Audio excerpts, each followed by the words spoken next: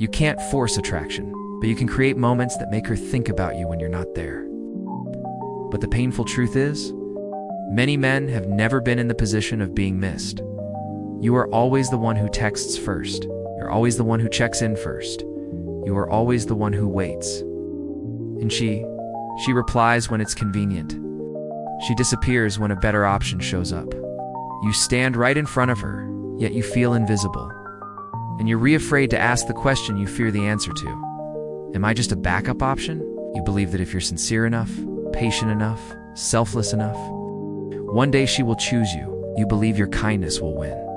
You believe that if you're always there when she's sad, when she needs someone, when she's hurting, you will become important. But reality is far colder than that. She doesn't choose you. She keeps you as a safe zone, an emotional shelter, a place to return to when the outside world disappoints her. You are not the choice, you're the backup plan.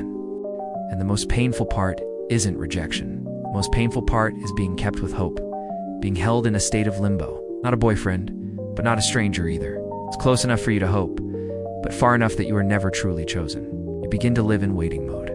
Every phone vibration feels like a heartbeat. Every silence from her becomes another round of self-torture. You start asking yourself what you did wrong. You begin to doubt your own worth. Psychology calls this the trap of familiarity and excess. When you are always there, you no longer create emotion. When you are always available, you no longer create desire. When you are always waiting, you place yourself lower. In the game of attraction, there are 3 decisive elements: presence, the weight of your existence; scarcity, the limited access to you; and contrast, the difference between you and the crowd. Your problem is not that you are bad. Your problem is that you lost all 3 at the same time. In this video, I will tell you clearly the most obvious signs that she is only seeing you as a backup option. No vagueness, no sugarcoating. And more importantly, I will explain why the harder a man tries, the further he gets pushed away. If you've ever felt forgotten, overlooked, kept around only to fill someone else's emptiness, keep listening. If right now you feel that what I'm saying is hitting you, leave a comment with the keyword backup. That is how you admit the truth to yourself, and the first step to breaking free. Have you ever lived in this state? You are always the one who texts first.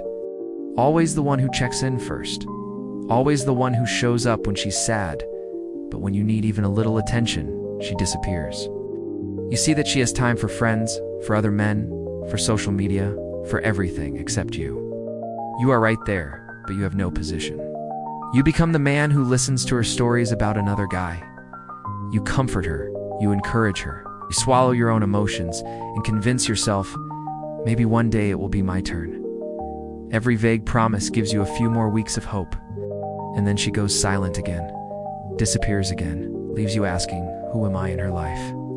This is the psychological state of a man who has been pushed into the backup role without even realizing it. You are not directly rejected, you are suspended. And that is what kills self-respect the slowest and the most painfully. Psychologically, the deeper reason lies in how the human brain responds to ease. When something comes to easily, the brain stops producing dopamine, the chemical of curiosity, excitement, and desire. And when you are always available, always present, always responding instantly, you unconsciously train her brain to see your presence as guaranteed. No effort, no trade-off, no choice. And once there is no need to choose, there is no sense of value else. Scarcity is not a disappearing act to manipulate. It is the natural result of a man having a life too full to be fully owned. Presence is not being there 24/7. It is that every time you appear, the atmosphere shifts. Contrast is when you do not behave like the mass of men kneeling for a fragment of attention. When you lose all 3, you do not enter her mind as a man to be desired, but as an emotional resource to be used when needed. So what are the clear signs that you are in the backup position? The first sign is that you always come after other options. When she is free, she remembers you. When someone else is unavailable, you get called.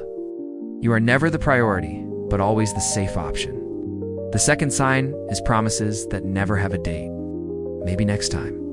Let me finish this first. When the time is right, those words pull you forward with hope, but never lead you to a real place. The third sign is emotional investment imbalance. You think about her all day. She only remembers you when she needs emotional release. You bring real feelings. She only brings temporary needs. And here's the part that shocks many men. The more you endure, the deeper you get pushed into the backup role. Because every time you accept being overlooked, you are telling her this is okay with me. Every time you ignore disrespect, you lower your own value. Women do not place you low because they are evil. They place you there because you have been standing there for a long time. Now it's time to talk about solutions, not sweet advice, straight difficult actions. Step 1. You must stop making her the center of your life. When your entire rhythm revolves around whether she texts or needs you, you have handed her total emotional control. Reset your life axis to where it belongs: work, health, personal goals, daily discipline. When you have something to chase, you naturally become busy, and scarcity appears without acting. Step 2. Control your response rhythm. You don't need to be cold. You don't need to disappear dramatically. You just need to stop reacting like a machine. Not every message needs an instant reply. Not every emotion of hers requires you to rush in and rescue. When you hold your calm pace, she will feel a different kind of energy, self-control. And where there is self-control, there is respect. Step 3. Upgrade your core value. This is the part no one wants to hear, but everyone must do. Value does not come from promises, it comes from results. Strong body, a rising career, a resilient mind. A man who is disciplined in the smallest things. You don't need to say you are valuable. When you truly are, people will feel it. Step 4. Release the need to be chosen. This is the greatest paradox of attraction. The moment you stop waiting for someone to choose you, you step into the position of the one who chooses. And in that moment, you become far more dangerous in the eyes of women because you no longer need them to feel valuable. If you are listening to this now and starting to see yourself clearly, don't avoid it. Leave a comment with the keyword awaken.